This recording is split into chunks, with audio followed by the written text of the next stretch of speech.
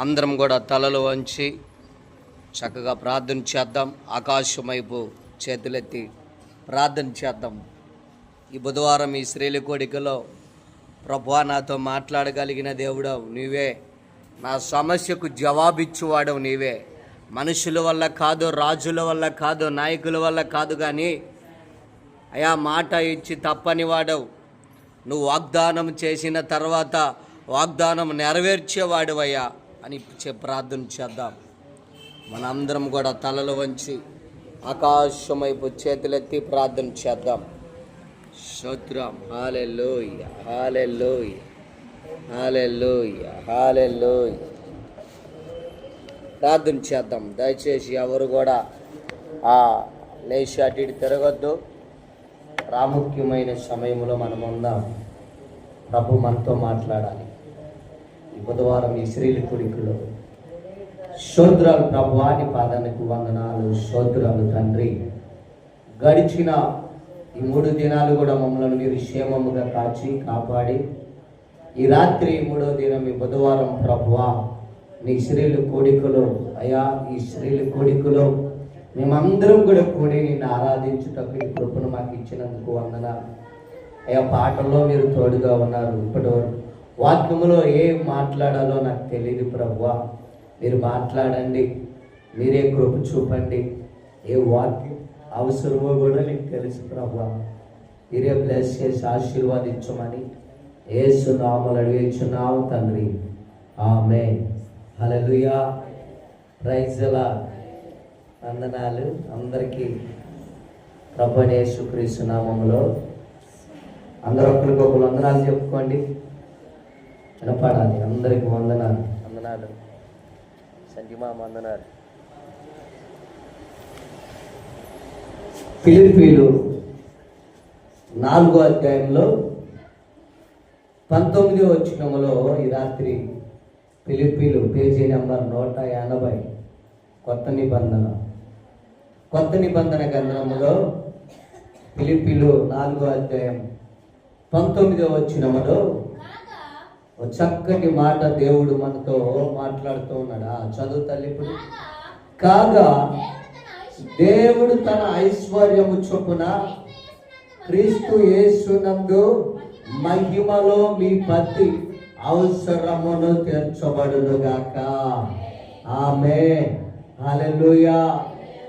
ప్రభువైన యేసుక్రీస్తు యొక్క కృపలో మనందరం కూడా జీవించగలిగినప్పుడు ఆయన ఆస్తి సంపద, ఆయన యొక్క ఆ బలము ఎవరికి వెళ్తుందంట? ఎవరికి వెళ్తుంది? చూడండి, దేవుడు తన ఐశ్వర్యం ఎవరికి ఇస్తున్నాడు అంటే ఆయనకి ఇష్టమైన కుమారుడికి. ఆయనకి ఇష్టముగా నువ్వు జీవించగలుగుతున్నావా? ఆయన నా పట్ల నీ చిత్తం ఏమిటి ప్రభువా, నా పట్ల నీ ఏర్పాటు ఏమిటి, ఈరోజు నా పట్ల నీ తలంపు ఏమిటి అని ప్రభు సన్నిధిలో లేదా ఏకాంత ప్రార్థనలో లేదా నీ రాజ్యమందు నీ గదిలో కూర్చొని నీ పట్ల ఆయన చిత్తాన్ని నువ్వు ఎరుగుంటే చూడండి, ఆయన అంటున్నాడు దేవుడు తన ఐశ్వర్యము చొప్పున అంట. Praise the lord. తన ఐశ్వర్యం చొప్పున. ఎవరికి తన ఐశ్వర్యం? తన పిల్లలకే కదా. తండ్రిని మనం చూస్తే తండ్రి సంపాదించిన ఆస్తి అంతా కూడా ఎవరికి సంపాదించి ఇచ్చి వెళ్ళిపోతాడో తెలుసా? కుమారులకు కుమార్తెలకు సమానంగా ఇచ్చి వెళ్ళిపోతాడు. అంటాడు కదా, నేను ఏమి సంపాదించినా ఏమి తీసుకెళ్ళలేదు, కానీ అంత సంపాదించినా నా ఐశ్వర్యం, నా సంపద, నా ధనము అంతా కూడా మీకే నా కుమారులారా, నా కుమార్తెలారా అని ఆయన కష్టపడిన కష్టార్జితము తన గర్భాలు పుట్టిన తన పిల్లలకి ఇచ్చి వాళ్ళు వెళ్ళిపోతున్నారు. ఈరోజు ప్రభువైన యేసు కూడా ఏమంటున్నాడంటే, మనం స్పష్టంగా చూస్తే ఫిలిప్పీలు 4వ అధ్యాయం 19వ వచనములో ఏమన్నాడు చదవండి. దేవుడు తన ఐశ్వర్యము చొప్పున. హల్లెలూయా. ఎవరి ఐశ్వర్యము చొప్పున? క్రీస్తు యేసునందు ఎవరైతే జీవిస్తున్నారో క్రీస్తు యేసునందు ఆయన కృప కలుగు చేసి, అయా నీ కృపలో నేను జీవిస్తున్నాం, నా పట్ల నీ చిత్తమే నెరవేరాలి, నేను నీ చిత్తానుసారంగా జీవించాలయ్యా, నేను నువ్వు చెప్తేనే నడుస్తాను, నువ్వు కూర్చో అంటే కూర్చుంటాను, లే అంటే లేస్తాను, వాళ్ళకి ఆయన ఐశ్వర్యం చూపుతూ ఉన్నదంట. హల్లెలూయా. ఇప్పుడు అలాగే ఇందాక మీకు చెప్పాను, తల్లిదండ్రులు సంపాదించిన ఆస్తి కష్టార్జితం ఎవరికి వెళ్తుంది? తన కుమారుడు లేదా కుమార్తెలకు కూడా వెళ్తూ ఉంటుంది. అలాగే ఇప్పుడు యేసు కూడా ఏమన్నాడు? తన ఐశ్వర్యము చొప్పున ఎవరికి పోతున్నాడు ఐశ్వర్యం? ఆ పరలోకం ఎవరికండి? నువ్వు నడుస్తున్న నడక పరలోకంలో మనాల మట్టి ఉండదు, అక్కడ బురద ఉండదు, రక్తరాశుల వెండి నాణ్యాల బంగారాల మీద మిమ్మల్ని నేను నడిపిస్తున్నాను. అందుకే శావుకుల పాదాలు బహు సుందరమైనవి అంట. హల్లెలూయా. బైబిల్లో ఉందా లేదా? శావుకుల యొక్క పాదాలు సుందరమైనవి.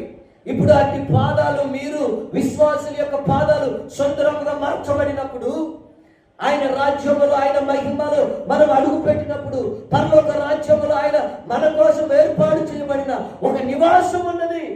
ఆ నివాసం కోసం భూమి మీద నువ్వు చేస్తున్న ప్రార్థన, నీ నీతి, నీ యథార్థత ఆయన ఆకాశము నుంచి చూస్తున్నాడు. హల్లెలూయా. ఆయన కన్నులు నిన్ను చూస్తున్నాయి. అయితే ఏది నేను చెప్పబోతున్నానంటే, ఆయన ఐశ్వర్యము ఎవరికి ఇవ్వబోతున్నాడు? తను సంపాదించిన ఆస్తి ఆ వీధులలో ఏం చేశాడంట? వజ్రాలు, కోట్లు విలువైన వజ్రాలు. అవునా? అవునక్క. కోట్ల విలువైన వజ్రాలతో, లక్షలు సంపాదించిన వజ్రాలతో ఆయన కుమారులు కుమార్తెలు పరలోకములు అడుగు పెట్టడానికి ఆయన ఏం చేశాడు తెలుసా? మన ఇల్లే కాదు బంగారం, మనం పరలోక రాజ్యంలో నడవబోతున్న వీధులన్నీ కూడా బంగారాలతో అలంకరించబడి ఉన్నాయి. హల్లెలూయా చెప్పండి. వజ్రాలతో అలంకరించబడి ఉన్నాయి. అక్కడ దుమ్ము ఉండదు, ధూళి ఉండదు, మట్టి ఉండదు, ఈ సిమెంట్ ఉండదు, అక్కడ ఈ తారు రోడ్డు ఉండదు, అక్కడ వజ్రాలతో నువ్వు నడుస్తున్నావు. హల్లెలూయా. ఇక్కడ బంగారం కనాలి అంటే గ్రామ్ వచ్చి 5,000, 20,000, 10,000. మరి అక్కడ మనం వేసే ఒక్కొక్క అడుగుకి ఎన్ని వజ్రాలు ఉన్నాయో. హల్లెలూయా. ఎంత బంగారంతో దేవుడు నీ కోసం ఏర్పాటు చేసి ఇచ్చాడు. తన ఇంటిని, తన ఐశ్వర్యము, తన సర్వశక్తిని దారపోశాడు. ఎవరికి చెప్పండి? ఎవరి కోసం దారపోశాడు? ఎవరి కోసమా? మన కోసం. కుమారుడిగా వచ్చి భూమి మీద కూడా తన విలువైన జీవితాన్ని ఎవరికి ఇచ్చాడు? ఎవరికి ఇచ్చాడు? ఒక మనిషితో చెప్తున్నాడు, నీ కోసం నేను ఏమవుతాను? జైల్లోకి వెళ్తానికని సిద్ధపడ్డాను, కానీ నీ రాజ్యంలోకి నేను రాను. నా రాజ్యము వేరు, మీరు నా రాజ్యంలోకి రావాలి. హల్లెలూయా. అందుకే నేనే మార్గం, నేనే సత్యం, నేనే జీవం అన్న దేవుడు. ఆ కింద చూడండి, క్రీస్తు యేసునందు మహిమలో ఏమనందంట? ప్రభువైన యేసు క్రీస్తునందు ఎవరైతే ఆయన యందు ఉంటారో, ఆయన యందు ఉంటారో ఆ మహిమలో మనం ఏం పొందుకోబోతున్నాం చూడండి. మీ ప్రతి అవసరము కూడా తీర్చబడును గాక. హల్లెలూయా. ఈ రాత్రి బుధవారం ఈ స్త్రీల కూడికలో ఈ మొబైల్ ద్వారా ఆ యూట్యూబ్, ఫేస్బుక్, ఇన్స్టాగ్రామ్ లో చూస్తున్న వారు కూడా యేసుక్రీస్తునందు ఆయన మహిమలో ఏం పొందుకోబోతున్నాం చూడండి. మీ ప్రతి అవసరము తీర్చబడును, ప్రతి అక్కర తీర్చబడును. ఎలా తీర్చబడింది?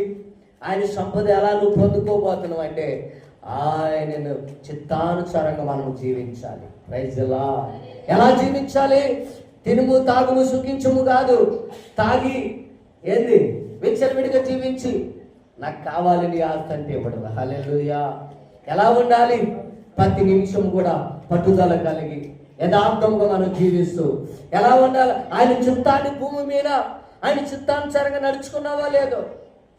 నీ ప్రతి ప్రార్థనలో, రహస్యమందు కానీ, ఏకాంత ప్రార్థనలో కానీ, నీ గదిలో కానీ, మందిరంలో కానీ ప్రతిరోజు కూడా ప్రభువా ఈరోజు నా పట్ల నీ చిత్తం ఏమిటి, ఈరోజు నా పట్ల నీ ఏర్పాటు ఏమిటి అని ఆయన చిత్తాన్ని నువ్వు గ్రహించి ఆ ఏర్పాటు ప్రకారం నువ్వు జీవిస్తే అద్భుతంగా నువ్వు ఆయన కుమారునిగా, ఆయన వారసుడిగా నువ్వు జీవించగలుగుతావు. ఏమన్నాడు? క్రీస్తు యేసునందు మహిమలో మీ ప్రతి అవసరం తీర్చబడుతుంది.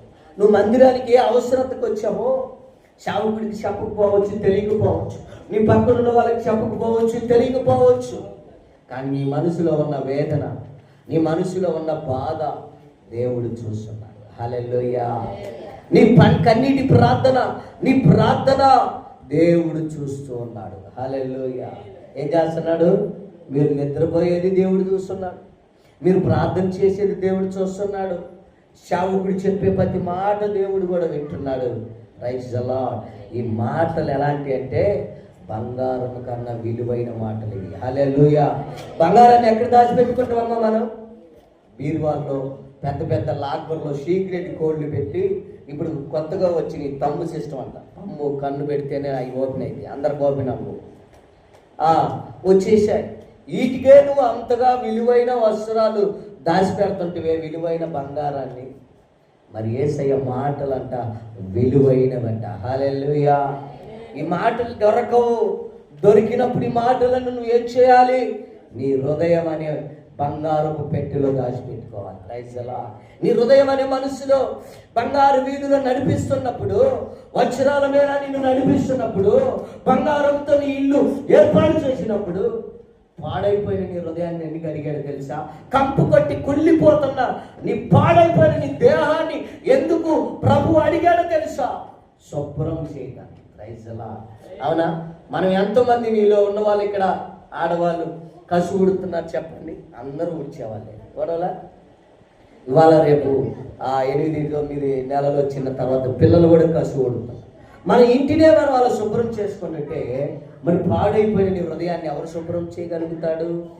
అందుకే ఆయన మాటలు నీ హృదయంలో ఉన్నప్పుడు నీ హృదయము ఏమైపోద్దంటే మార్చబడింది. హల్లెలూయా.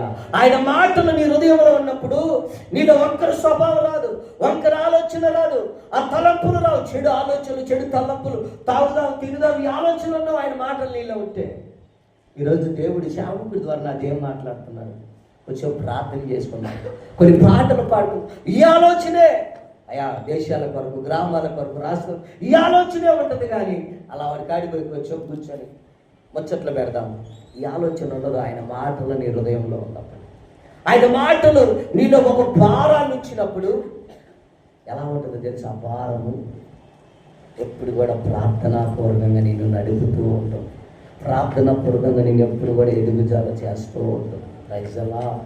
అటు భారము కలిగి ఉన్నావేమో ఈ రాత్రి దేవుడికి చెప్తున్నాడు. చూడండి, క్రీస్తు యేసునందు ఆయన మహిమలో మీ ప్రతి అవసరం కూడా తీర్చబడింది. ఏం తీర్చబడింది? ఏ అవసరం? ఏదైనా తీర్చబడింది. రైజలా. బహుమానం కావాలా?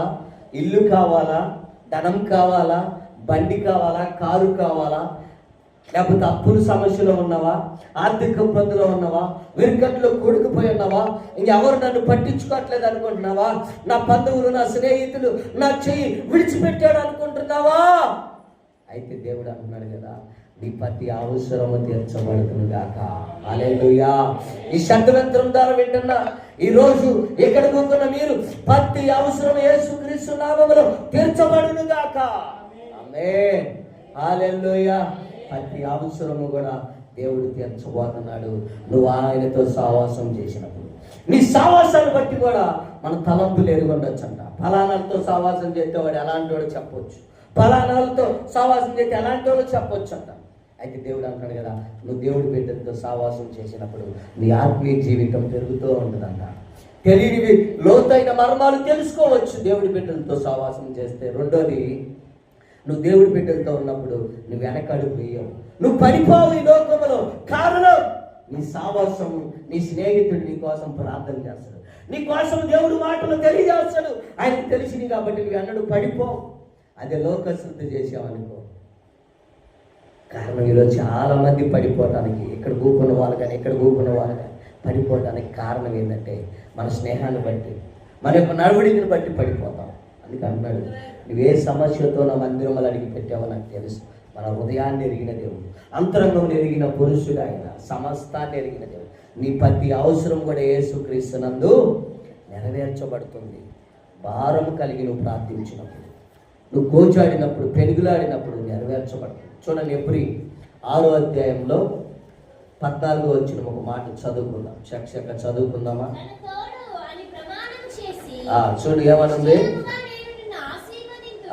6వ అధ్యాయం 14 వచ్చిన చూడండి. ఎబ్రీ ఇప్పుడు చదవమ్మా. తన తోడు అని ప్రమాణము చేసి నిశ్చయముగా నేను నిన్ను ఆశీర్వాదించి నిశ్చయముగా నిన్ను విస్తరింప చేసేదని. ఆమె ఆయన ఒకసారి ఆశీర్వాదించటం మొదలు పెట్టాక ఎవరు ఆపలేరంట. హల్లెలూయా.